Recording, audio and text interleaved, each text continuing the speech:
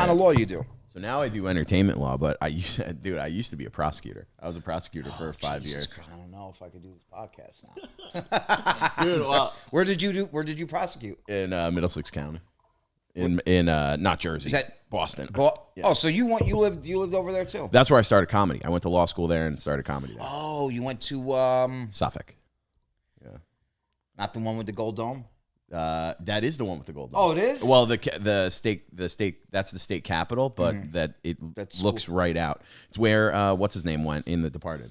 Matt Damon. Yeah, he goes Suffolk at nights. Yeah. We might as well. We're started? Yeah. It's running. Yeah. All right, let's officially do the start. And then, Cool. You want to do it? yeah. All right. Well, welcome to the Sea Otter Town Hall podcast with Dylan Krasinski, Mike Kerrigan, and our guest, Derek Drescher. Yeah. Welcome to the pod, everybody. Thanks for having me, guys. Absolutely, dude. Thanks for doing it. We're excited to have you on. Yeah, I know. I should have happened earlier, a couple days ago, but Oh, Hey. don't worry. We talked about it on the last episode. Yeah, when Wikicast. the people who listened last week know that you overslept the noon pod that we scheduled. dude, do you know how bad I felt about myself that day? To have number one, I'm 40. I haven't used drugs or alcohol in over 7 years, and just the fact that I woke up at 11:48 on a Monday. I know. I don't drink or do anything anymore. And when you wake up like that, you have no excuse. No. Like, what's wrong with me? You know, yeah, you just feel like a dirtbag, and that's how I felt. I missed a meeting with my boss earlier in the day. It was pretty funny, actually. I was like, "Oh, I thought it was tomorrow," and she totally believed me. So We'll give a rundown for the fans. So, little background. Where are you from? You're from? I'm from Brooklyn. I've lived all over the state, though. I guess I should just tell everybody I've been an ex-con and a recovering drug addict. So I've been in like over 40 institutions. No way. Yeah, I'm 40 years old now. I didn't get my life together until I was like 33. So I'm actually like 7. That's how. Oh shit. Yeah. So did you start comedy after you got your life together, or did comedy make you get your life together? Well, so back in the day, I did like a few talent shows and things like that, Yeah. but I didn't really start it until like 4 years ago. Damn. And were drugs the reason? Was that fueling your getting locked up, or was it just a mix? No, I started getting locked up before I got really bad on drugs, but the end of all my incarceration was definitely due to drugs. Yeah. Yeah. You know what? There's like I feel like anybody that really gets involved in that lifestyle or that what do they call that? Cycle? That cycle. Like eventually the drugs are gonna get you. Yeah. Like anytime I got in trouble, it was because I was blacked out drunk. They're like, Yeah. my parents were like, what happened? I'm like, I blacked out. That's why I was arrested. I'd never get caught sober. I was so fast. The thing is, it's like once you're used to being incarcerated, and then you know, sometimes you get out of being incarcerated, your PO will make you go live in a homeless shelter. Yeah. You might as well. A lot of times, like, Jesus, send me back to jail. Yeah, I've heard. Yeah, that's tough because then it's like you got to do everything on your own, but then you still have rules that you have. No, to, but dude, right? you can get the fact is you're gonna get stabbed. And in these shelter, places yeah. are so dangerous. They're dangerous. That's what I didn't know. One time I was like thinking I might be homeless, and I was like, oh, it won't be that bad. But this other kid hit me to it. He's like, first of all, you got to be in by a certain time, so you can't do comedy. Yep. And then I talked to some other homeless guys. Like, dude, I'd much rather sleep on a bench. It's much safer. Really? Yeah. Oh yeah. You get robbed Yep. constantly, and then there's all sorts of problems. I've Yeah, heard. you get beat up, robbed, maybe stabbed. People are ODing all over the place around you. It's rough living. Dude, It's rough living. fuck, man. So you were in 40 different institutions. I've been in between rehab, shelters, detention centers. Yeah, I've been in over 40. You ever go to Rikers? Yeah. How bad was Rikers? shithole. When were you there? Like what years? Early 2000s, and then the early 2000s, late 90s, early 2000s, and like the mid 2010s. And that's a real dangerous prison, isn't it? Well, the thing is, a lot of times when you go to Rikers, you wanna take whatever deal they're giving you so you could get Yeah. upstate. Yeah, that's what I've Because I've that's not it's heard the- good things. I heard a lot of people go to Rikers You want to or bail whatever, and it's not even like the most serious thing, and they die at Rikers. They get like killed. Jeez. Yeah, I've heard stories of shit like that happening. Dude, I mean, the pictures you see, it's all true. Fucking guys fucking sleeping on top of each other in the bullpen and all that stuff. Jesus Christ. Yeah. Can you talk about that? What were the things that you went in for? I stole a car.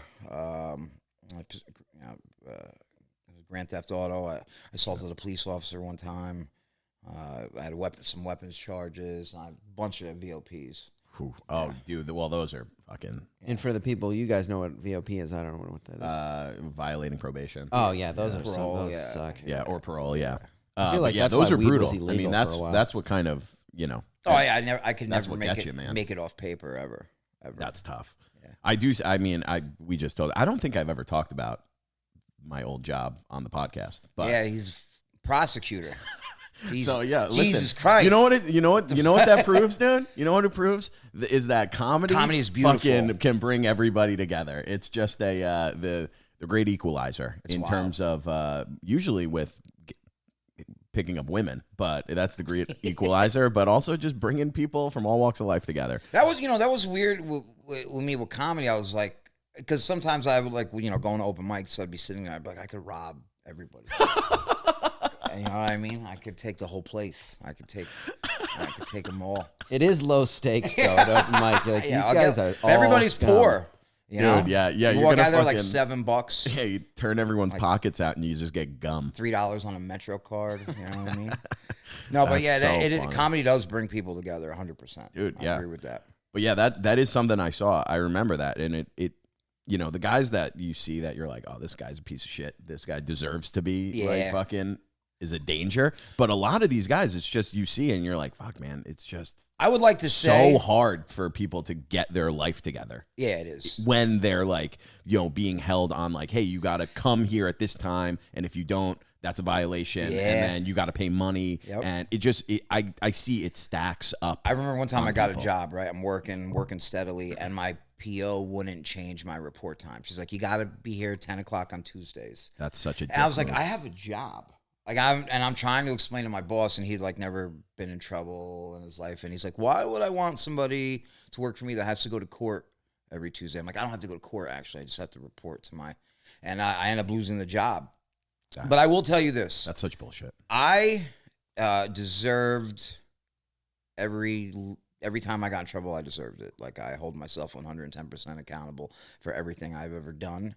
And I never got anywhere in my life until I started doing that. Like I took the focus off of point fingers. Oh, it's this. So I grew up in the juvenile, detention system. Like as soon as I put all the onus on me, my life changed. So, Absolutely. Yeah. Yeah, because you can just keep blaming forever. Even if you are done wrong, and it's not your fault. That happened to me one time. You just get so mad. Yeah. Yeah. And that shit'll just seep into your whole life and fucking. Not to get all serious. No. Listen, we never have a way that we go. Sometimes these are funny. Sometimes they're serious. Sometimes they go back and forth. We don't. We're very Rogan-esque in that. Mike? Did you like that I just compared our podcast to the Joe Rogan? I don't care. Okay. I mean, that's a little arrogant on your behalf. I know. right? Everyone just turned the podcast Yeah, they're off like, who does right this now. guy think he They're is? like, get the fuck out of Joe here. Rogan is in shape. Dude, well, I was gonna say, so the first time I think I met you, dude, we met at the stand. I don't even know if you remember this, but then when we started doing the pod, I was like, dude, we got to get Derek on, because I was like, he's got a million fucking stories. And I go, the first time I met you, I heard you were just like sitting at a table at the stand, and you're telling this story about like fucking escaping. Like, so I think it was juvie. Yeah, and when I kicked a hole through the wall and all that. I don't even remember the story. Oh, but when I faked the anxiety attack and fucking. And then this guy gave you a ride to the city, and I was like, dude, this is the first time I'm meeting him. He's got a million stories. Looking back at it, I think that guy was gonna try to fuck me.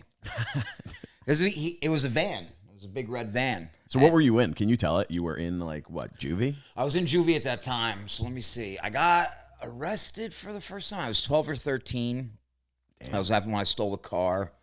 And then I did it. So from like 13 to 18, I did 3 of those years in juvie. They sent me all over. I was in Middletown, New York, Poughkeepsie. I was in the Bronx, way upstate. I was in all these different facilities. They just kept moving me around. And then, I remember I escaped. I escaped from this place in Poughkeepsie, and we hitched a ride back. How did you escape? So I faked I didn't know where the hell I was exactly. So I could like, you know, I just wanted to get a gist of like what was around me. And I faked like an anxiety attack that took me to the hospital. Just so I could get like a glimpse of like what was around me. And then I ran out one night. I just ran out. Just ran because it's not. It's not locked, right? Or was it one of the, they take your sneakers facilities? away? It's what they call a non-secure detention. Okay. Yeah, and an NSD, which is they should have never had me in one of those. I was on them. Lesson learned. Hey, it's good to be self-aware, you know. And the lady that watched us at night was like super lax. Like there was no phones really back then, but she was, you know, she was doing other things. And yeah, I just fucking basically I could have walked out. I ran out, and we fucking made it over I guess that's the Mid-Hudson Bridge over there. Guy picked us up, brought us back, and we were like telling him like, yeah, you know, we're gonna have money for you. And then me and the other kid was doing, we were thinking about like rolling him, you know. And we were like, this guy's actually like, he's a grown adult though. We're children. And then we were like, hey man, listen, we actually ain't got any money for you. And he was like, oh, I get it. But it ended up being all cool. Then we got caught, right? Yeah. We get caught because this idiot went to go see his girlfriend, and his girlfriend's mom hated him, you know. And the cops came, and they were only worried about him, right? They had like a history with him, yeah. And then he was like, "Where's the other guy?" Now we're in the same exact like uniform, no shoes on. Dude, that is wild. Yeah. That's so like Hey, we're gonna take your shoes so you can't run. Yeah, that's so. And they go. He goes, "Where's the other guy that was with you?" And he's obviously not saying anything. He looks at me, he goes, "Are you Derek?" And I go, "No, my name's John Bocard." And I say to the cop, I go, "I know where Derek is. You want me to tell you?" And he goes, "No, I don't want to do the paperwork." So, dude, this is, you know, I don't think the cop just didn't want to deal with it. Like, we're in this, like, they gave us, like, these gray pants and these, like, white shirts. Like, we're dressed the same. We both have no fucking shoes on. My mom picks me up from the precinct. Like, I'm on, you know. That's so funny. And then she fucking brought me back. I think I stayed for like 3 days, and then she brought me back to kiddie jail. Dude, Yeah. damn. Yeah. So at fucking 13 years old, just fucking stealing a car. That's wild, dude. Stealing a car. There was another juvie place I like punched a hole through the wall. Like, no, I'm not just talking about like I like actually like got into the room next to me, which was like a storage area. I thought I was gonna escape from there too. It's like some Shawshank shit. It was more. It was just like plaster. It wasn't like actually like cement stuff. But yeah, that's crazy. I was always trying to escape places. I was a biter too when I was young. Dude, so was I. I used to bite the corrections officers and the staff. Oh, I mean, I used to bite like my cousin when I was like 3, but you know, that was No, I did Damn, that to dude. my teens. Yeah, people don't like getting bit. You know No, what I mean? No. Oh no. They fall back quick. Yeah. Oh yeah, dude. Dude, if someone bites you, I mean, that's oof. You can get sick from that. Yeah, you get AIDS. Yeah. You know what's crazy though? Those people still beat the shit out of you though. Like when I stole the car, the cops beat the fuck out of me. I've heard stories. Ever hear someone say, "Oh, I got beat out of my shoes," or "He got beat out of his shoes"? Like I actually got hit so hard, like I came out of my sneakers. Oh my god. Well, you look down, it's like, oh, where are my sneakers? So they got beat off of me, and they held me there, and waited for my mom to come, and then my mom beat me. Those were the days. Can't do that anymore. No. And I'm 40, so we're going back 27 years. Yeah, what's Shit, that? you'd be out in 45 late minutes. 80s, Yeah. 90s. This is 94, 90s. dude. Oh yeah, that was back when it was real. Yeah, shit was real. Holy shit. Yeah, you can't do that stuff anymore. Damn, dude. That's the what was the longest stretch that you did in a facility, like in a did you go to prison or was it jail? Yeah, it was about 2 years. 2 years. But the thing is, like, I did 3 years as a juvie, and then 6 as an adult, and then all the time in between as an adult was all in like rehabs or Oh shit. Okay. yeah. And what was the thing? What was your drug of choice or Heroin. whatever? Oh, okay. Oh damn. Damn. Yeah, man, you gotta go. You gotta go with the H. You know what I mean? When I was young, I drank, and I definitely drank I was not a good drinker, but yeah, heroin was. It was the pills, and then so from like mid-20s till I was 30 was the pills, like the Roxicets, the Vicodins, the Oxycontin, and then when I was 30, I started doing heroin. Oh shit! Yeah, there's a lot of that where we're from too. Yeah. Long Island and Boston especially. Yeah, very similar. Well, that's what it was. Long Island, it was all the rich kids who would get pills and then they transition into heroin. And the thing is, if you look at it, I mean, from a financial point of view, heroin's way cheaper. Mm-hmm. But I mean, it's just so much more dangerous. The pills are dangerous too. Don't get me wrong. You can OD and stuff like that. But the heroin's, once you start shooting it and shit, you fucking people get infections. Damn, dude. You know what I mean? It's a dirty, dirty life. Jeez. Yeah, dirty life. Dude, that was what's his name? Harris Whittles, that comic. He died. He used to write for Parks and Rec. He overdosed. Probably going back like 7 years ago. 7 years? 6 years ago. Yeah, but I remember he did a podcast with the Pete Holmes and talked about all that stuff, and he was like, yeah, I just couldn't afford it. I was spending $150 on pills every day. Yeah. And then I was just like, I could spend $10 on heroin. Right. And it was just like, and then he was snorting it, sniffing it, and then as soon as he, it took me 2 weeks. I it. was injected. Yeah, it's like not effective snorting it, right? No. And once you mainline it, like it's just different, man. I mean, I don't want to make it like what's the word I'm looking for? I don't want to romanticize it or anything that.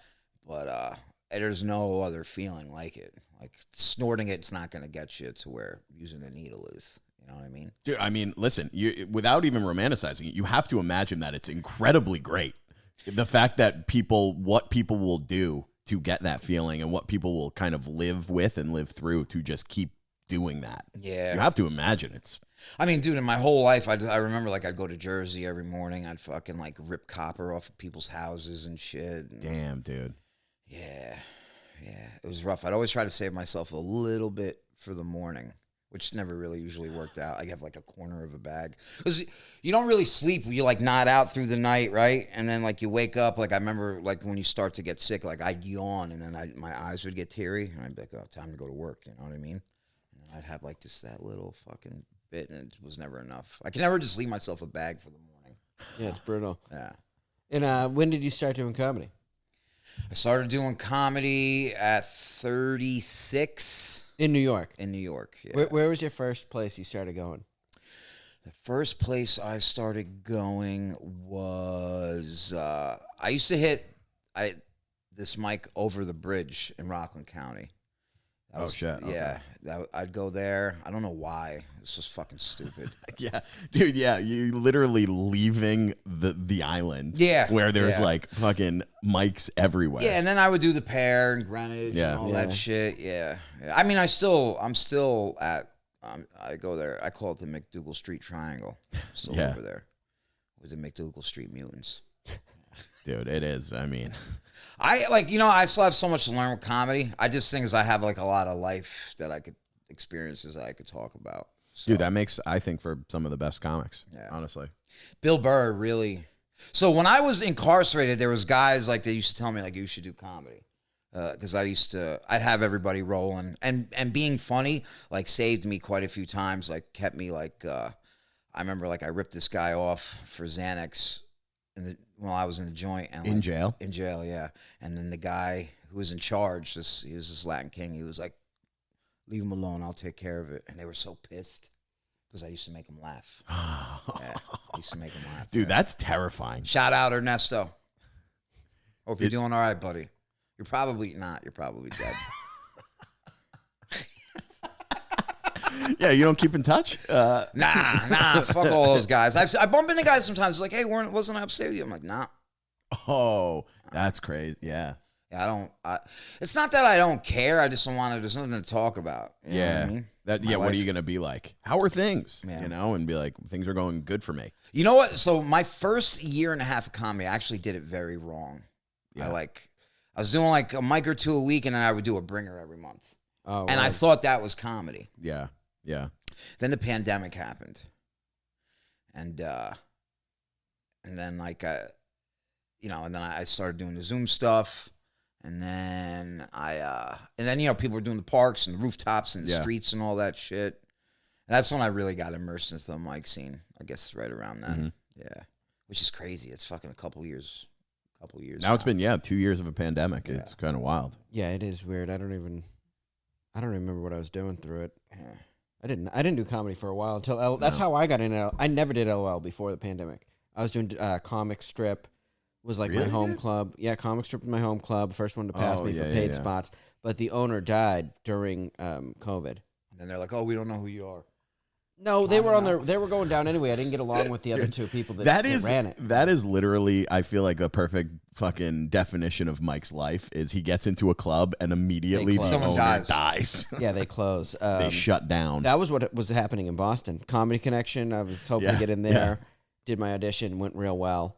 I was like, not bragging, but I was telling people. They're like, yeah, bro, they're closing in 2 weeks. It's over. Dick Doherty's Comedy Vault, all that stuff was falling. I think that's Shut the hope down. for everybody, though. The clubs we're in an era of like after clubs used to be big even when I started, and they've been going down ever since. And if you notice, you'll go by some of them, and you'll be like, Dude, Greenwich just closed. well, Are they that's done? a Dude, fire. I mean, they've been violation. closed for 6 weeks. No, they need to 4 open weeks, up I think, at because, this point. I get spot. Yeah, they're gonna open up. Dude, I was saying that, They open it's back up. it sucks. Can you imagine being a comic who's just like, I got to get past, you get past finally, that's where you get all your spots, and then they're like, hey, we're just fire hazard, we're shut down until we fix it. How long you been doing comedy for? 11, 12 years. 5 in Boston, at least. like 6 years, 7. 7. Yeah. Yeah, Yeah, that's where I met.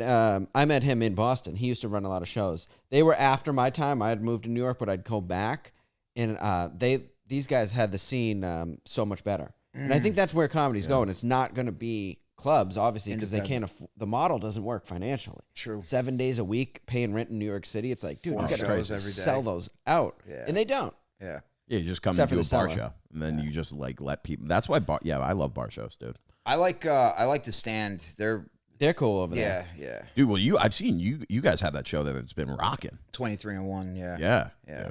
Yeah, the show's been great. I really love that club, man. Like because I would hang there. So I had friends who were comedians before I actually like really, really like dove into comedy.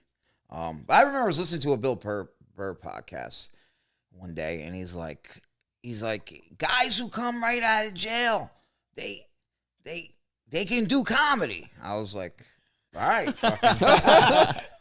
He's like, they got the stuff. They got the material. They have the outlook. And I was like, all right, let's go. And I was writing before. I remember when I first started writing, I was like, oh, I got like an hour of material already. And you don't know shit. You don't know shit. You go and you're like, oh, I fucking have nothing. And I remember the first time I actually like did well, I was like, oh, I don't have to bomb anymore. And then like I bombed the next day. I was like, damn, this shit's fucking, But there's so many ups and downs. Yeah, and that's yeah. how my life has been. I was like, I can handle this. You know what I mean? Yeah, comedy is ups and downs if you're doing it for real. Yeah. Especially New York comedy. I remember in Boston, I went through stages where I hadn't bombed in so long, I assumed it was over. I was like, oh, I'm never bombing again. That was back in the day. Yeah. And then when you're in New York, you could kill it on one show. Then you go to the next show, you're a total loser. Yeah, and then you you could suck. kill it again. Yeah. I was telling somebody that you want it to go the other way. You want to bomb the first one and then go off on the high note. Yeah, so so you're you not go on the- home and you get some sleep. Yeah, you're not Yeah. on the train, just fucking sad Yeah, sitting think there. about fucking. Jumping on the tracks. Yeah, I've never like talked about this out in the open.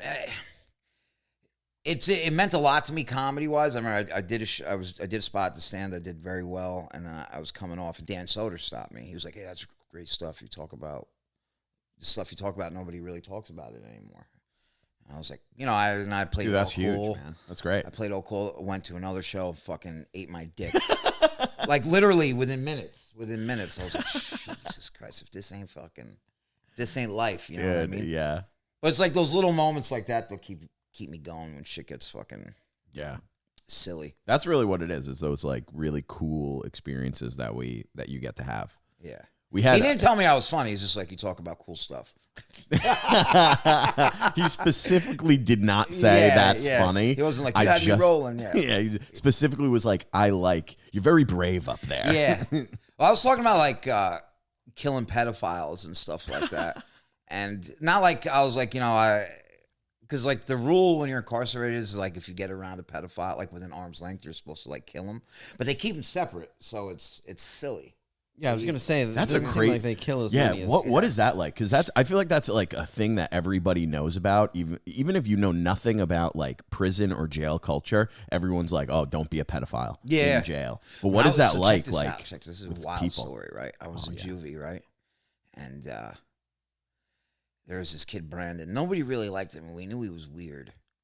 And we were in the yard one day, and all of a sudden somebody yelled out, Brandon made a 7-year-old girl suck his dick.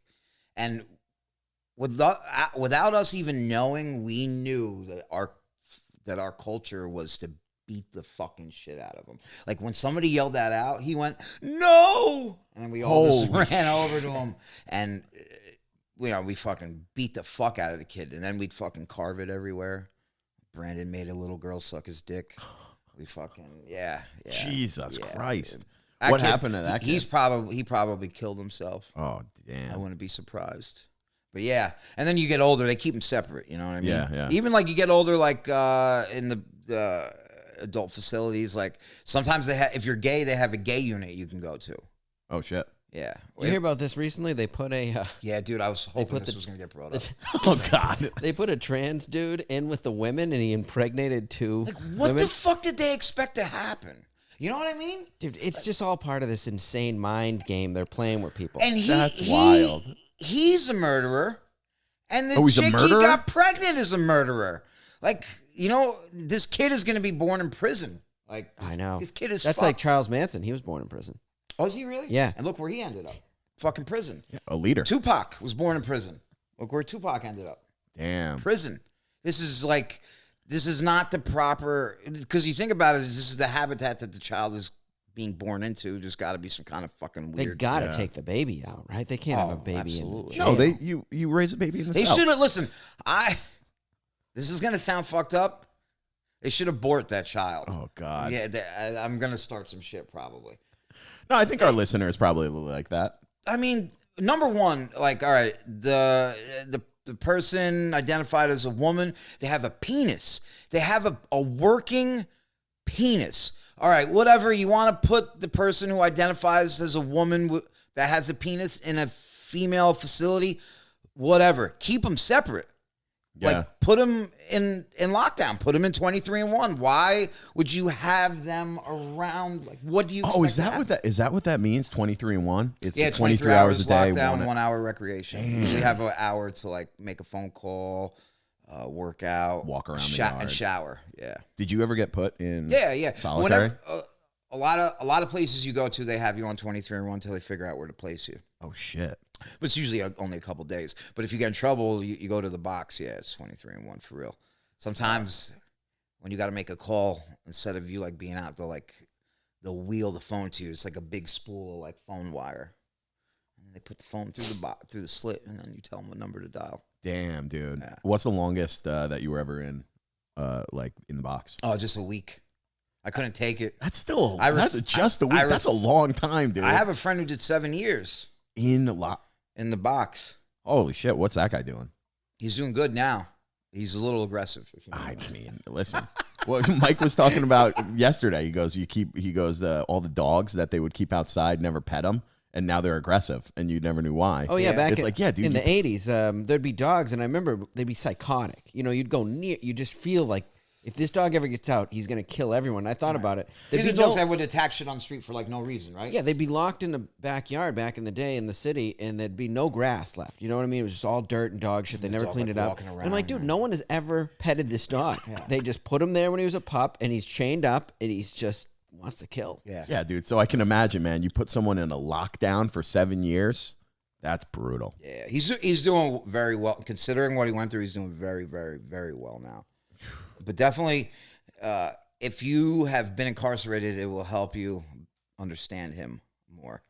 A regular person, he just scares the shit out of him. You know what I mean? But getting back to this trans woman thing. Yeah.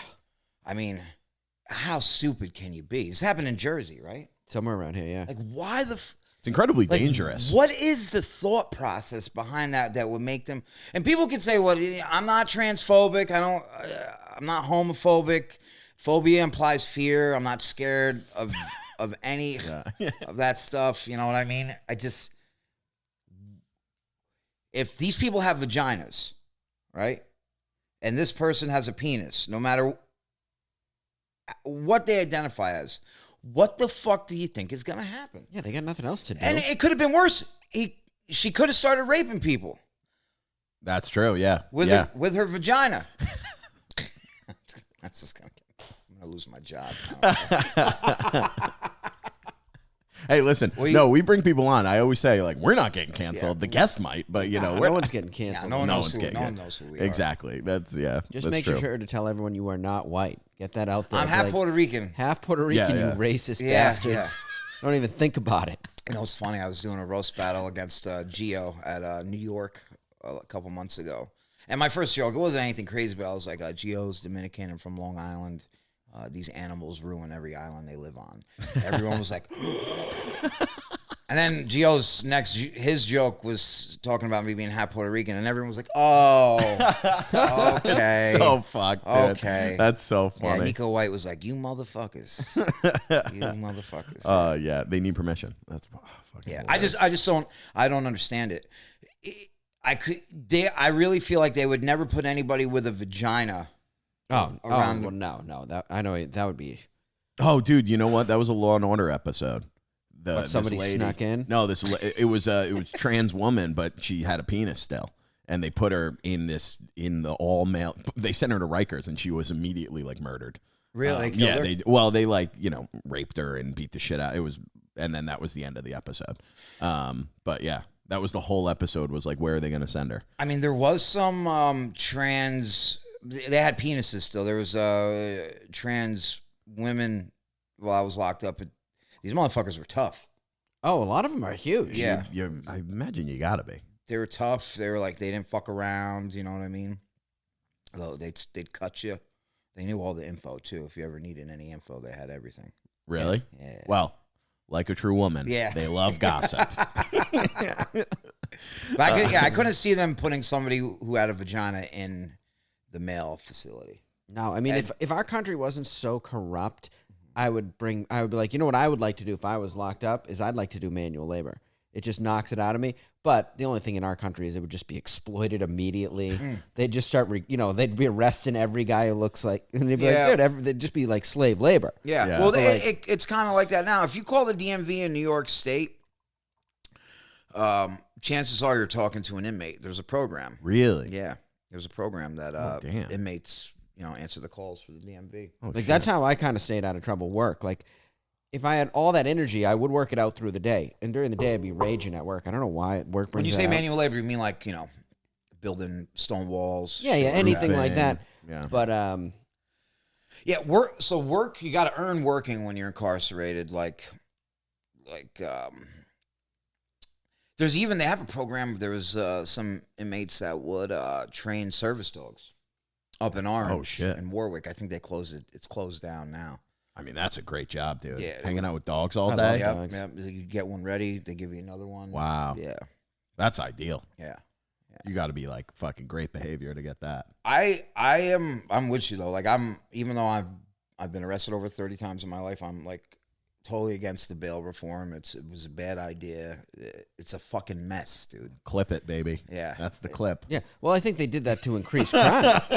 Dude, these people, I'm so sick, these people don't make mistakes. They're like, oh, Iraq was a mistake. Everything's a mistake. And that happens for, just a goof. We goofed it. We fucked it up, Yeah, man. we just Sorry. murdered. They knew. They have clinical psychologists, and they're like, I watched a movie, or actually a clip of a movie, and it was a guy, just to show how he was behind like 100 screens, TV, watching basically the world. Yeah. And basically when he would have this, he had a button, and he would just turn the frequency up, and you'd immediately just see people like going at each other. And that was like the pandemic. Oh, what movie was that? I don't remember, but they were just, that's when the pandemic went on. They're like, let's twist it up a notch. Let's let out 1,700 prisoners during a pandemic where they can not get a job.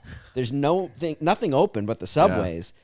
And then the stabbings went up. They're like, we don't know why. Why did the stabbings go up? And people talk so much shit. Like they just don't understand. They're like, there's no programs. There's no help. Yeah, there is, you fucking idiots. There's so many programs. And if you really if you have the faculties, the facilities to help yourself, it's all out here. Now, did you grow up? Are you from a 2-parent household? Yeah, my parents are still together, believe it or not. See, that's unusual. Usually, because I remember me. My and father was an alcoholic. Oh well, me and the kids I grew up, we're not bad kids as such. Everybody but was divorced. If you took we had we're all first generation Irish, so that we don't get divorced.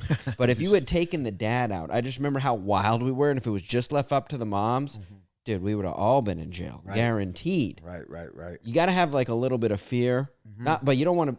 There's that line of abuse too, right? Then you meet a guy whose dad beats the shit out of me, super violent, just naturally. Yeah. My dad, I'd say, even though he drank, he was a good father. Both my parents, very hard-working, blue-collar people. Oh, okay. And they got to a point with me where they were like, fucking. Do you know what set you off? Do you remember? Yeah, my grandmother died. Oh, okay. So my parents both worked so much. Like I said, they both worked 2-3 jobs. And I would get left with my grandmother, which wasn't bad. And then when they were done working, one of them would come get me, and then I'd go home. But I'd only be home for a few hours, and I'd have to wake up again, and then and then when I started going to school, I went to school. But yeah, my grandmother passed away when I was 12, and I guess I didn't have the tools to be able to like express myself and how I felt, so I just started acting out. Damn, dude. Yeah, that sucks. And then finally, I was in my 20s. I was like later in my 20s when I started to figure out. I was like, I'm gonna die with a needle in my arm, or I'm gonna die. Someone's gonna fucking shoot me in the street. I was like, I gotta stop like using my grandmother as an excuse. I was like, this is kind of fucked up. You know what I mean? Yeah. Like, you go in front of all these like psychologists, and whenever they do your mental health wellness check, whenever facility you go to, and they're like, why do you do what you do? Oh, my grandma. It's like, my grandma loved me so much. I sound fucking like a fruitcake, but but it's like I'm kind of dishonoring her, Yeah. She never that's a good did point, anything to me to where she'd be like, when I die, you should go steal a car and try to run over a police officer. Do it in my memory. Yeah, do it. Yeah. Wait, you tried to run over a police officer? Well, when I stole the car, I ended up getting into a chase. I was so young. I was using my blinkers, dude. Anyway, they get me fucking trapped off, and I kept I'd rev it and I'd gun it towards the roadblock, and I'd stop. And then they were trying to open the door, and then one cop, man, I just got him. He just hit the hood and went up over the car. That would be funny though if they're like, "Why did you do this?" You go, "I did it for my grandmother." Yeah, right. Oh, dude, I'm damn. so thank God they didn't just start dumping fucking. Oh, you could have got clip into the attempted car. murder. Yeah. So how old were you? You were a juvenile? I was when you did 13 that? when I did that. Yeah, I mean, 13, yeah. I know some people that got away with so much, man. I remember this kid. The only reason we know the story happened, because he didn't remember, he was totally blacked out, was another friend of mine was following him. This buddy of mine, the kid who was blowing up ATMs, yeah. Yo. he was drinking and driving one night, which was every night, and the cops were pulling him over, but he had already lost the tire, so he's going on a rim. He's just riding on a rim, Sparks flying. still drinking. Yeah. And then my friend sees him. He starts throwing bags of drugs out the window. Dude, they arrest this kid. He doesn't remember anything. I think I bailed him out in the morning. They charged him with nothing. Really? Are you Yeah. serious? I'm like, dude, he evaded the cops. He was driving drunk, throwing drugs out the window. This type of stuff would happen to this kid all the time. You're like, why did they let him go? I think they just didn't want to deal with him. They're like, he's such a... He would be one of these guys, you probably know about this. He would go immediately into the cell. He'd take his underwear off, jam it in the sink, and then he'd flood the cell out. And then he'd pretend. Then he'd try to fake kill himself. Yeah. I remember one morning I came in and I go, "Is so and so here?" They go, "Get him out of here." The cop, you could see it in his face. He was so mad. He didn't sleep all night because this kid never stopped, and he's a talker. Just yaps. Oh, that's Yep. Oh, yeah, I've seen guys like that. Immediate drama. Just he doesn't wait a couple minutes. He's just gets in. It's like routine. Just boom, take your boxes off. Clink, flood clink, this clink, out. clink, clink on the bars. Yeah, I fucking. Holy shit. I know those guys. They must have I know those drove guys. prisoners. If you had one of those guys, I remember. They said ODB was what they call what do you call it? A spaz. Yeah. Like when he was comes in, 7:30. He was he flips out the whole time, and people are just like, "Shut up." Yeah. Did you ran into Oh, those? so many of those guys. Yeah, they'd just be like, just yelling. for no fucking reason. He'd be like, "Shut the fuck up." In the box was like that too, bro. Just everybody's rapping, dude. Fucking. Like, yo, it's real around here. We kill around here. I'm like, dude, you ain't fucking going anywhere, bro. You're fucking stuck in that fucking cell, dude. And the arguments that people get into, like, you don't even know who you're arguing with. Like, you dead, motherfucker. Yo, number 6, you dead. It's like, dude, you're never gonna see this guy ever. You have no idea who they are. Yeah, it's fucking wild, bro. The rapping used to drive me fucking insane, though. Yeah, rapping. I used to like rapping when I was younger, but now that I think it's borderline a mental disorder. You see people like rapping down in the subway, and they're kind of like vaguely threatening anyone around. Around them, yeah. And that's that where I got that "it's real around here, we kill around here" thing from. This guy was saying that. We should dress up as like, because what happens in the delusion of a rapper's mind is someone's gonna like walk up to them, and then you're famous. We should come with suits and be like, You're famous. You're it. You're the guy. You're the guy. Yeah, Come with me. And then they're gonna try to kill us. Yeah. I remember I seen this guy bug out on the subway, and he's really threatening, like laying the threats on thick, like, you know. And then he's like, "Yeah, I just did 2 years." And I was like, "Damn, dude, you're acting like that for 2 years, man. Jesus, what the fuck is wrong with you, bro? Oh man, Get your shit together." But some of these guys get fried, bro. Yeah. Some of these guys get fried. They get in that cycle, in and out, in and out. You know, you get these guys that they just do a bunch of skid bids, but they're just caught up in that, and their brains are soup. Yeah. You know what I mean? That's great. Yeah. K2 became really big in Oh, that shit's scary. I don't know what the hell's in that shit. inside too. No shit. Yeah. Really? Yeah. Yeah. What was like? I was on the tail end of that. My other buddy who got out like a couple years ago, he was like, "Yeah, it was really bad."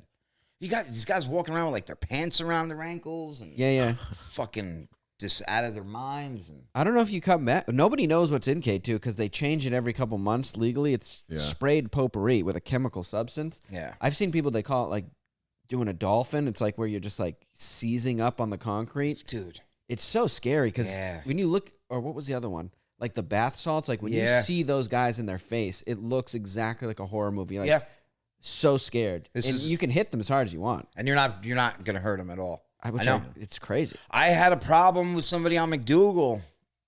He must have been on something, man. Because he Was he bald? He wasn't bald. He had a beard. He actually. Yeah, we got this bald guy. He's like fucking. Yeah. I've seen him 3 times now. He just got his ass kicked like the night after we had a problem with him. Oh, is this the MMA guy? No, this guy. No. This the guy that asked you to. He's like, we have to fight now. Is that guy? I've seen that guy too.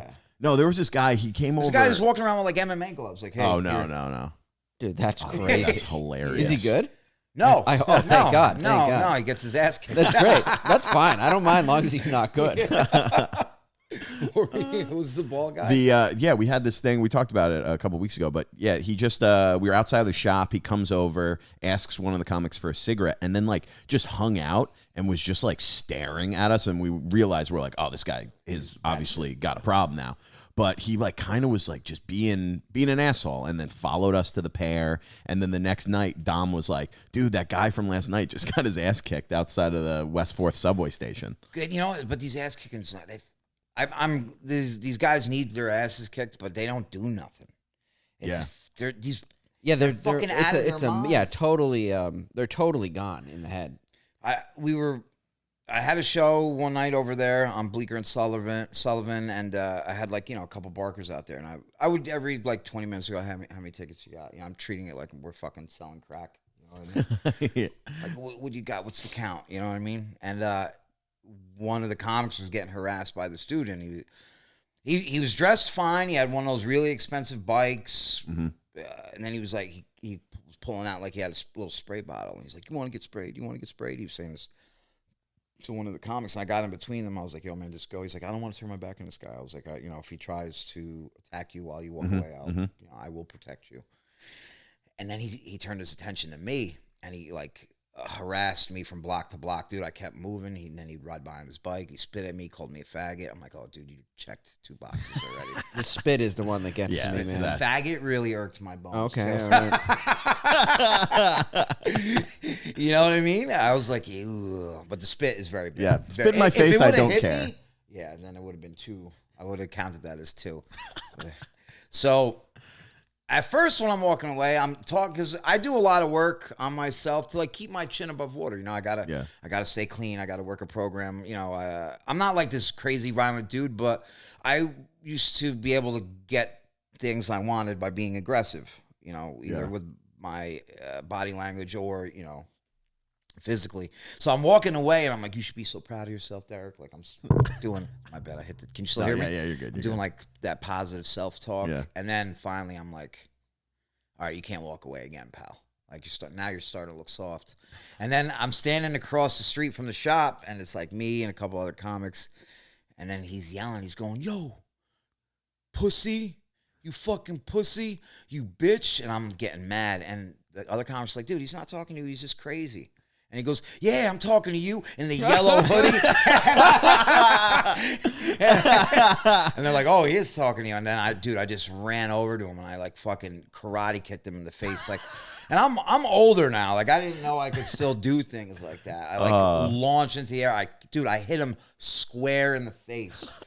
We both go to the ground and he's getting up quicker than me. I'm like, holy shit. And then two other comics run over. They start binging him up. Bing, bing, bing, bing, bing. He runs into a building. That's right there. And the fucking, the doorman is like, sir, please leave, please leave. He's trying to get him out. And then he pokes his head out. He goes, yo, guys, I dropped my phone. Can I come out and get it? To you? So there was all four of us. And we give him his phone back. And as soon as we give him his phone back, he's like, y'all pussy, man. Y'all ain't shit. Y'all jump me. I'll fuck all you up one-on-one. And I was so like upset. I was like, I'll fight you. I'll give you the one-on-one right now. And we did the one-on-one. And dude, I was fucking teeing off on this guy. And I could not hurt him. Really? Was he big or was he? He was probably like 6'1", 6'2". Okay, that's pretty big. Damn. Yeah. I remember one point, my other comic friend, I turned around. He's holding a cinder block. I'm like, where the fuck did you get that? Like, he's like, back off, because he kept going in his pocket. So holy shit. The guy was definitely hopped up on something. Yeah. Because like couldn't. My hand still hurts from that. And it's Jesus. happened like 2 months ago. Yeah. Holy shit. But dude, a lot of people who are out there, like I've only barked twice, and both times that's happened, or any time I've ever had anything to do with barking, I got into a physical altercation. It's dangerous out there for some comics. It is right now. It's definitely now. And when we were doing Times Square, and during me and Dom Leonelli were doing it, that was when it was wild, bro. It's a lot of people notice the place with the highest rate of crime in New York City is Times Square. Yeah, there's a couple streets. Is it 9th or 10th? That. There's just gangs of dudes.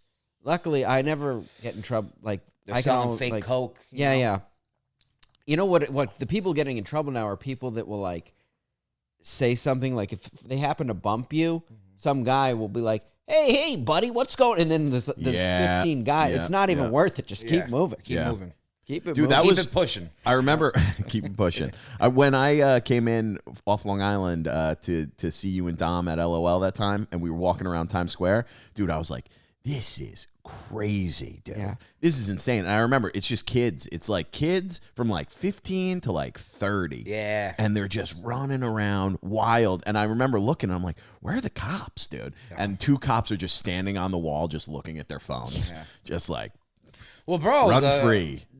It was all pieced together. Like after the social unrest, and then they took cops off the streets, and then they also told him not to do anything. Yeah, my cousin's a cop, and he's like they straight up told us. And if you did, they removed that protection from the cops so they could be sued personally. Yeah. So that's right there. The cop's like, I'm going to step into this fight and then get sued and maybe even go to prison. Yeah. It's like, I'm not doing anything. Let them fight it out. Yep.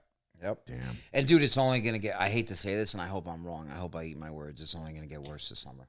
Not with the people summer? we got in charge. They're gunning for it. I swear. That's their plan. I mean, I will say you see more cops now in the city. You think Eric Adams is going to turn up the heat after he's like, this is the highest crime wave we've had in I don't know. He's been talking a lot about how he has so much swag. I'm like, dude, the city's on fire. Shut up. You want to know what's crazy? I sat on a gun violence panel with him.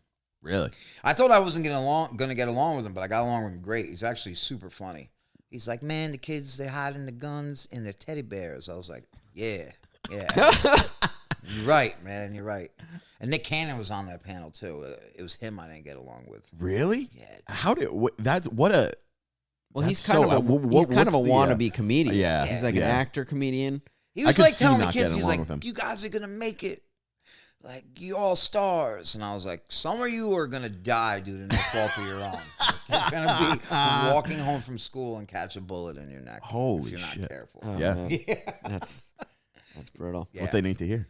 Yeah, I'll show you guys the picture afterwards. If you want to see someone looking at somebody with disgust.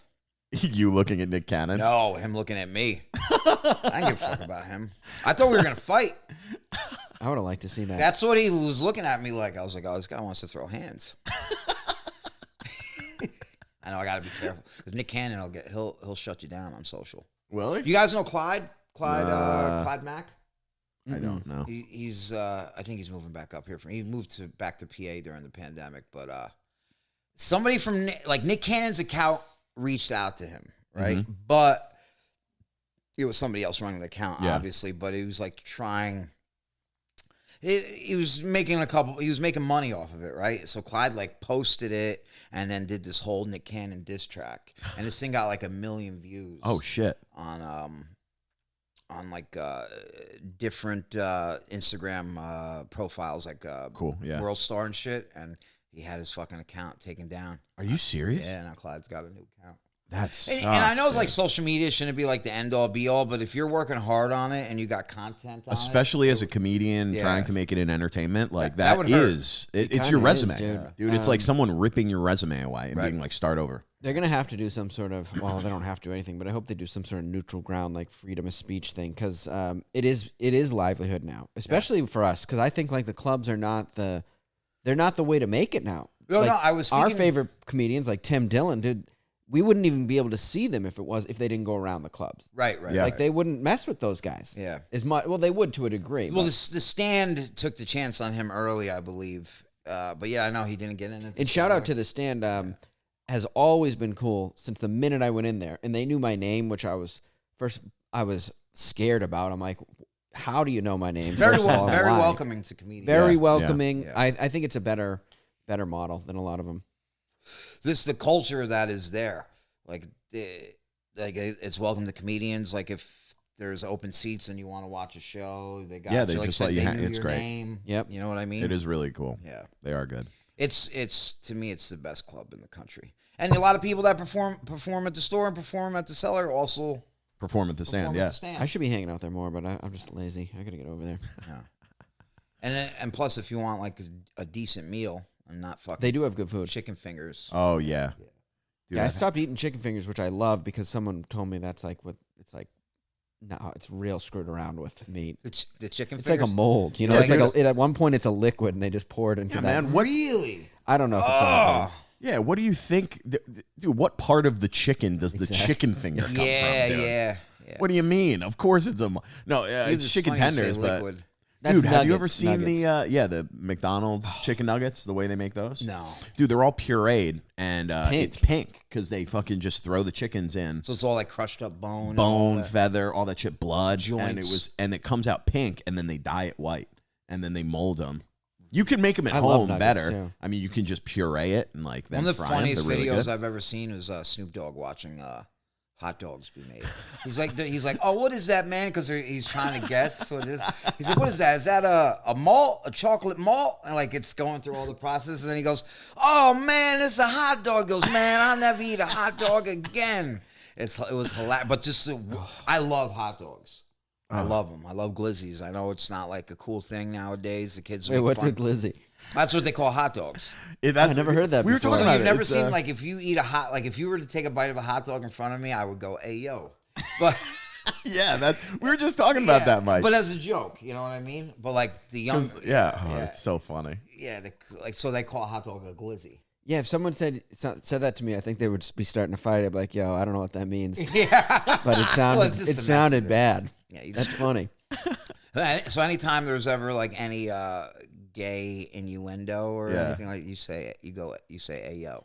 Yeah, we're around the same age. Like when I grew up, hot dogs were healthy. Yeah, There was people they'd be serving, eat your hot dogs. You need to get big and strong. Hebrew Nationals. Yep, Nathan's. Yeah, I think New York, you guys had better hot dogs. So, than and we then, did. bro, Wonder Bread was the shit when I was Oh a kid, yeah, that too. stuff is so bad for you. So Oh, bad. so bad. My mom wouldn't allow. My parents aren't from America. They would never let me eat white bread. I always had wheat, and I hated it. You know, I had a ham and cheese every day. And I remember the American kids, they all had these like nice white. I wanted it so bad, or Lunchables or any of that. Now that I'm older, I'm like, that was probably for the best. That stuff's all terrible Dude, for wheat you. bread is real bad. It's fucking so high in calories. It's Really? Yeah, wheat bread and that bro, oat nut bread. They the way they talk about bread now, it's like it's basically just like AIDS. Like that's how that's how they talk about bread, bro. And I eat bread 3 to 4 times a day. I'm not gonna front. Yeah, I do. but eat I bread. feel like they're getting in my head Yeah.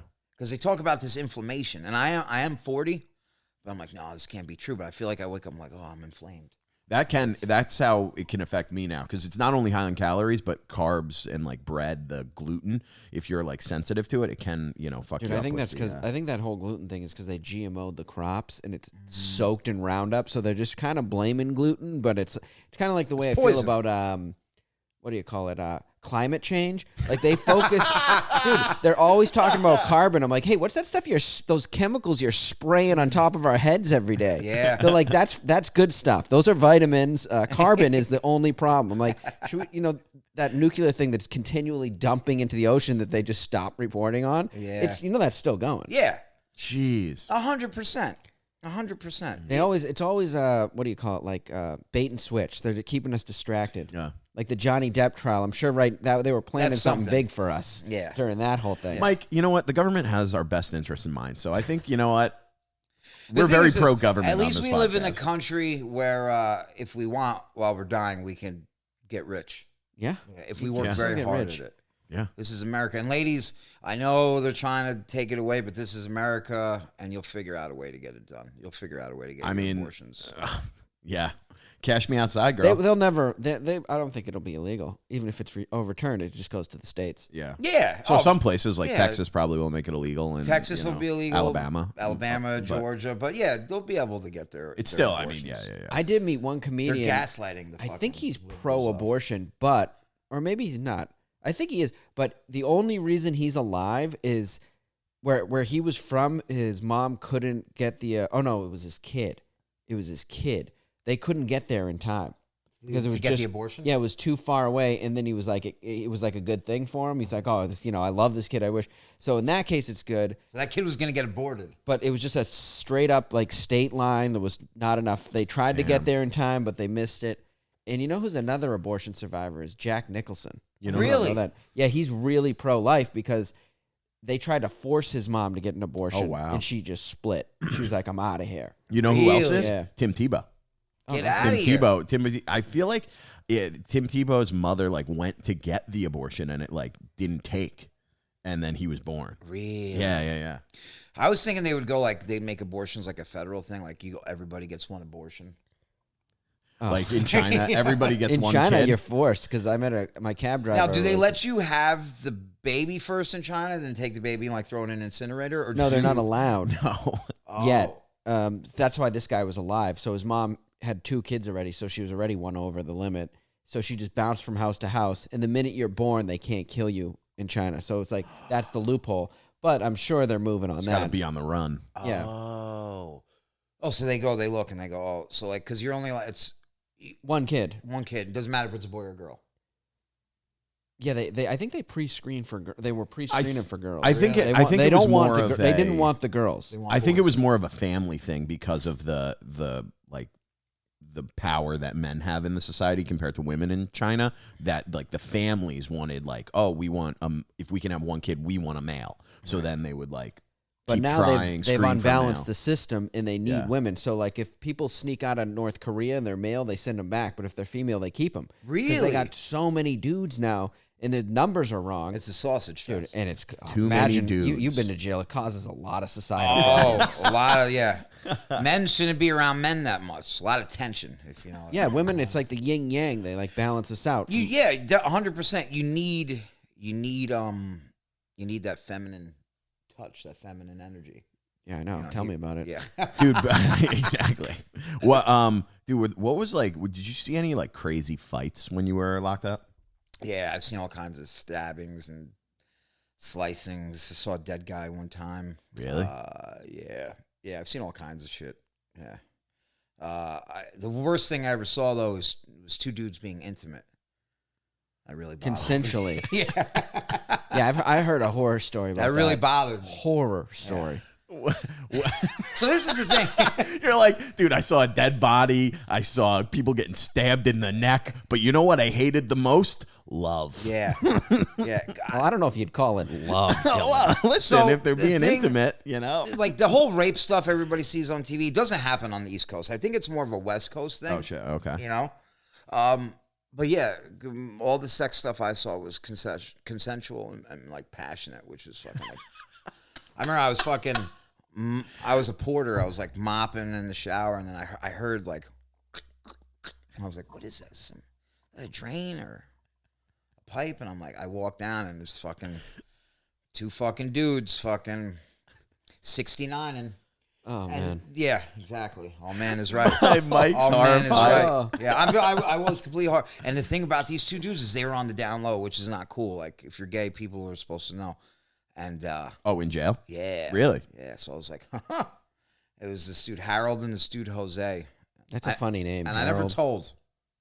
I never told Until right now. Until now. We worked the deal out. Where Oh, they like, gave me some like candy bars and stuff. So I went. What's like the so hottest item that you want to get, like as far as food snacks? I mean, some Like places a Snickers bar, I feel would be Snickers high bars are up. great. Yeah, candy bars are good. It depends on like what facility you're in, because some facilities you can have food coming. Oh no! You get like a certain amount of pounds of food for the month. I like a bag of salt Oh, and really? vinegar chips. And then you can get that. Oh no way! Get that. Do you ever, did you ever get into like I've seen now on like TikTok, there's a guy who does like jailhouse food. Oh, dude, that guy's great. Have you seen that guy? So I work one of the jobs. Yes, he goes bussin'. Yeah. He's great. He's the fucking man.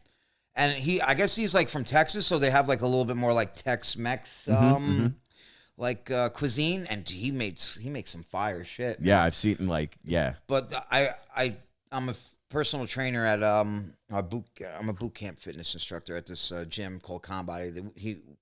He only hires ex-cons, and the owner's an really? ex-con. Dude, His that's name's dope. Koss. But yeah, you could watch him. He made a prison burrito. It has over 1 million views on YouTube. He was shit. great on we used to call it a cook-up. So you get like whatever you can. You get some noodles. You get fucking hot pickle. If a couple guys get a chicken leg, and you just make this. Excuse me. You call it a spread. You make a spread, and a bunch of guys. And then everybody shares. Yeah. What's that word you used the other day? You were making a charcuterie board. A charcuterie? charcuterie I board. hate that word so much. I hate it too. I hate people. That's like there's a certain level of high up I'll go, and I'm not going. I'll never be comfortable with charcuterie board. So like I'll eat it. getting involved, like starting to work at the gym, like it's a boutique fitness studio. Yeah. So like, and basically Koss's mission behind not just making money and supporting his family is to like break down stigmas of people who've been incarcerated. Like it's like we're not all murderers and rapists, and like a lot of it is situational, and that we're good people. And so his goal is to connect ex-cons with young professionals. So we all know who goes to boutique fitness studios.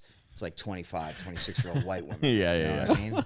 We're like, you guys are the coolest. And they ask dumb shit. Like, what did you do? Like, you never ask that. Like with you guys, it's different. We're doing your own thing. Yeah. But or they'll be like, were you gay for the stay? And it's like, and my brain will start to like shut down. Like, I'll be like, because I want to. Yeah. But anyway, they'll invite us to like these rooftop parties. That's so. And dude, they'll be like, "Hi, this is Derek. He was incarcerated and addicted to heroin. Get to know him." It's like how should I? This are you out of your fucking like? What is it about me that makes you think that I won't like slap the shit out of you still? Everything for white women, it's like a pet. You know what I mean? It's all like a little pet. It's all zoo- part it's of like their the zoo little effect. their little personality agenda chart they're just making. They're like, these are my black friends, my Spanish Latina girlfriend. It's all fake. Yeah. And they're like, "Well, how do you like the party? Do you like?" I'm like, "This party would be a lot better if I started chucking motherfuckers off the roof." But yeah, that's when I first came across the charcuterie board. Yeah, I was like, "What the fuck is this?" They're like, "That's a $700 piece of cheese." I'm like, "There's people starving in the streets." and it's Friday night. You don't even got any fucking burgers up here. Yeah, I need a meal. You're gonna come out here with fucking pretzel sticks and fucking cheese cubes. Couple grapes on the side. Dude, I do love a charcuterie I do love board. grapes. I fuck with grapes. I fuck with grapes heavy, but still, you know what I mean? On a Friday night. Oh God, that's so funny. I should talk about that more on stage. Dude, that is fun. Yeah, you absolutely should. I mean, that's hilarious, dude. Yeah, especially just white women in their 20s are hilarious. Yeah. Everything they do is like, where do you think you are, dude? For someone to ask, because where I come from, just the time I come from, I'm like, I'm sure you too, probably even Dylan. Like, if someone called you gay, it was like a death sentence. You know what I mean? Like, you couldn't tell anybody. No one could tell you to suck their dick like that. You would fight. I still don't like that. Yeah, I don't like it Very either. threatening. I can't stand it either. Like, in the street, you got to fight if someone says that to you. Like, that's how it was when I was younger. Like, while you're incarcerated, the stakes on that get raised a little bit. Really? Yeah, man. Yeah. Damn. Like, something really bad could happen. You got to fight from some of the jail things I've I seen. mean, if you're lucky, maybe you get your dick sucked. But, like, at the fucking... I'd rather fight. Mike is horrified. But yeah, funny. like, you couldn't... So for someone to come out and ask me in front of people, was I gay for the stay? Like, dude, just fucking... I'm like, what world do I live in? It's and I think they think of it. They're living in this like TV world. You know what I mean? It's all fake to them. It's just all interesting. Everything's interesting. It's like you've been in it for real. You're so interesting. Yeah, it's not interesting. It's like life or death. This is horrible. Yeah. My life was horrible. Was there a sorry, you were gonna Segregation? Yeah. yeah, like segregation between like the races, I mean, yeah. A lot of times like you self-segregation. you get in where you fit in. Because I've heard other stories about that. On how you're moving. Like, if you're like in there, like if you're like part of a clique and you're like, you know, trying to make money on the inside, and you're like, or gang banging. If you're banging, it changes your bid. Okay. You know what I mean? It changes how you bid. You'll just end up getting more time. The old guys were the best to hang around, obviously, because you know. I like the old. I've always liked the old Italians, even though if they are criminals, they don't. I mean, obviously they are if they're in jail, but they don't promote it. You know, they're like, don't show it. Yeah. Like this new, like, you know, like the guys that are bragging down the subway. Like, oh, I killed blah, blah. It's Yeah, like, I'm connected. keep your mouth shut. Yeah. I like that. There were more. There was a little bit of professionalism in the crime. Yeah, scene. it was organized. Yeah, that's what. That's why people. That's what was the bet. That's why people not that liked it, but it was a little bit better. Because like if you lived in an organized crime neighborhood, there was no crime in your neighborhood. No. They didn't allow anything. Even growing up in Boston, and I was too young for it, but I remember like they were real against weed. Yeah. Like you could get shit faced, all that, but like you're like, I'm gonna go rip a bone. Smoking like, pot, yeah, beat the hell out of you. And dude, I agree with that. I hate weed. Yeah, I'm not a big. I was a big weed Gives me smoker anxiety. for a long Smoke time. anymore? No, I recently stopped. Weed stopped me from getting in trouble around the 8th grade. I was getting in a lot of Slowed you trouble. I was down. on probation, all that stuff, and it was going that way. And then when I would smoke, but it's because it like makes you more docile or You're more docile, absolutely. You're in your head more. Yeah. You're not gonna. For me, anyway. It's funny to me that like I have an extensive record, and like I'm like I don't want drugs to be legalized. I'm against bail reform. Like I just think there's a better way for them to do it. Like the reform should be more while you're inside. There's not enough reform programs in New York State. Like the thing is this, with bail reform, bro, you can get 5 like felony drug possessions within a few weeks. Like now you're going to prison, dude. Yeah, You know what that's I a mean? good point. Because they're ROR on you. You know what I mean? And even this thing was like, I was watching this one lady, she slapped like 4 different people. Like within like a 24-hour span. It's like someone's going to shoot her now. Yeah. Or she's going to take it a step further. And that's how the bail reform. If bail reform was around when I was young, I'd be dead. Oh shit. I would have been dead. 100% I would have been dead. Because it is, if you think about it, it is the mindset behind it of getting people out of a jail cell for low-level convictions, but now it's almost raised where it's like violent offenses you're getting out. Like what happened with Khalif Browder, like they can make it so that doesn't happen again. But they don't have to let everybody Yeah.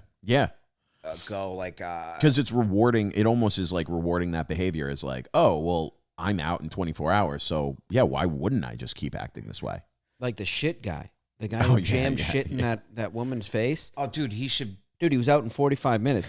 There's no way, because he was so out of his mind. The cops must have been, I'm sure, as they were booking him, he was threatening. He got on Facebook in 45 minutes, and he was first of all, he threatened all womankind.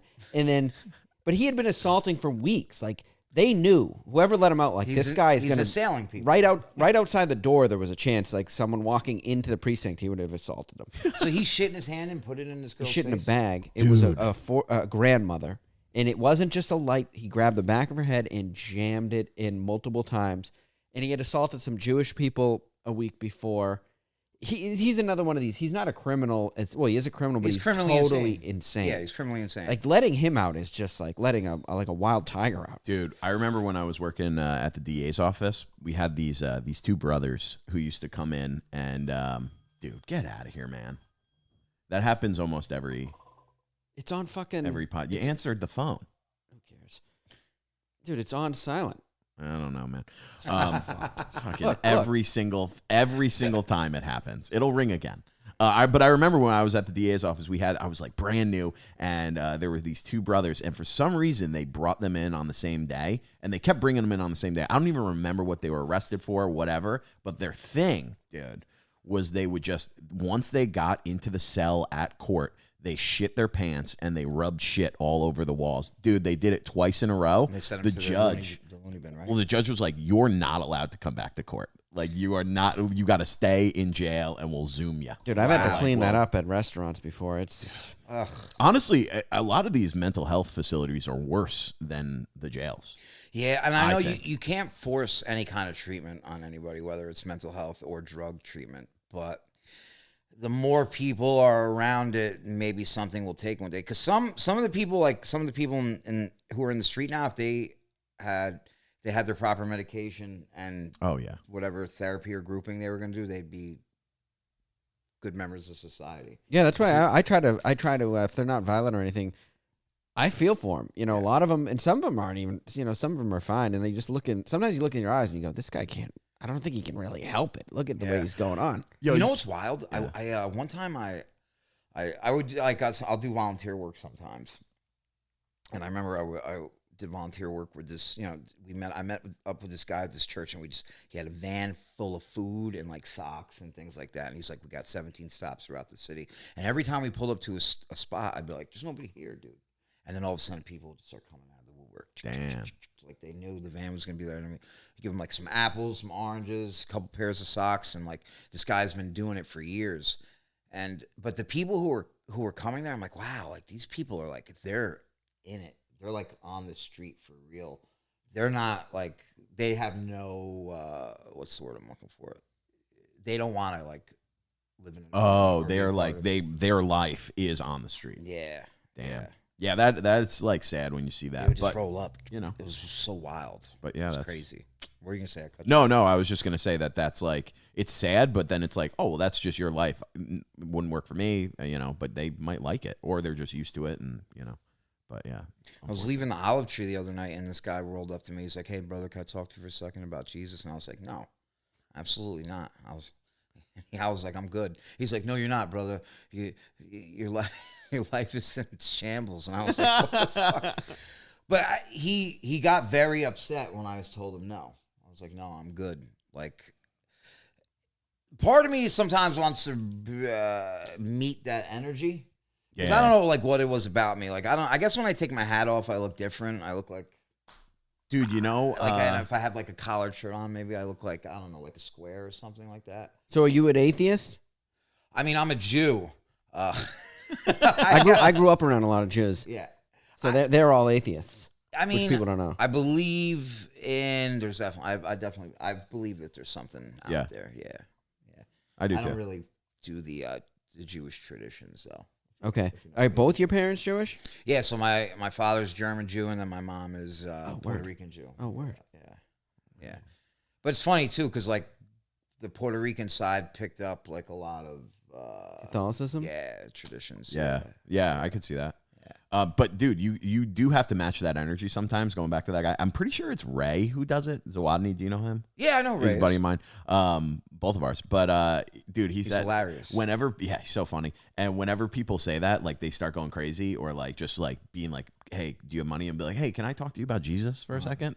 And then they're just like, "I'm good," and they like walk away. Oh, he does the reverse. Yeah, he does the reverse. Dude, He's a big dude too, Ray. Yeah, right? He's not a little guy. No, he's a big guy. Yeah. I'm going to meet him after this to see a movie. What movie, guys? Hey, yo. Doctor Strange. Hey, yo. Hey, yo. Hey, yo, 2 dudes in the movies?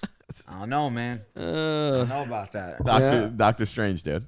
And they're going to watch a guy who wears a cape. Yeah, that is weird. Listen, he gels his hair up, and it's, Hey, it's all right. Hey, what time we got? Yeah. Hour 16.